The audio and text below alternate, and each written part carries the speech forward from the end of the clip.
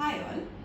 പലർക്കും ഉള്ളൊരു സംശയമാണ് ഇറഗുലർ പീരിയഡ്സിന് ഡോക്ടറെ കാണിക്കണോ അതിന് ജസ്റ്റ് നെഗ്ലക്ട് ചെയ്യാമോ എന്നുള്ളതാണ്.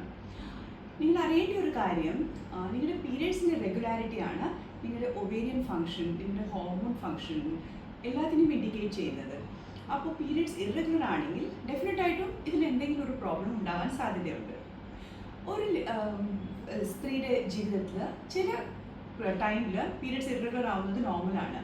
ഫോർ എക്സാമ്പിൾ, ഒരു ജസ്റ്റ് പീരിയഡ്സ് തുടങ്ങിയ ഒരു ചെറിയ കുട്ടിയാണെങ്കിലോ, ഇല്ലെങ്കിൽ ഡെലിവറി കഴിഞ്ഞുടനെ ലാക്ടേഷൻ്റെ സമയത്ത് 1 ഇയർ വരെ, ഇല്ലെങ്കിൽ മെനോപോസ് ആവാറാവുമ്പോൾ ഈ പെരി മെനോപോസൽ സ്റ്റേജിൽ നോർമലായിട്ട് തന്നെ ചിലപ്പോൾ പീരിയഡ്സ് ഇറഗുലർ ആകാം. അല്ലാതുള്ള സ്റ്റേജിലൊക്കെ മോസ്റ്റ് പ്രോബ്ലി എന്തെങ്കിലും പ്രോബ്ലം ആവാൻ സാധ്യതയുണ്ട്. നമുക്ക് എല്ലാവർക്കും അറിയാം, കോമണസ്റ്റ് പ്രോബ്ലം ഇറഗുലർ പീരിയഡ്സിൻ്റെ PCOD ആണ്. Like almost 75% of irregular periods PCOD കാരണമാണ്. അതല്ലാതെ പല ഹോർമോൺസ് ലൈക്ക് തൈറോയിഡ്, പ്രൊലാക്റ്റിൻ, ഇതിൻ്റെ ഒക്കെ അബ്നോർമാലിറ്റി കൊണ്ടും ഇറഗുലർ പീരിയഡ്സ് വരാം. ചിലപ്പോൾ യൂട്രസിലുള്ള എന്തെങ്കിലും പ്രോബ്ലംസ് ലൈക്ക് ഫൈബ്രോയിഡ്സ് അല്ലെങ്കിൽ ഓവറിയിലുള്ള സിസ്റ്റ് കാരണം പീരിയഡ്സ് ഇറഗുലർ ആവാൻ സാധ്യതയുണ്ട്.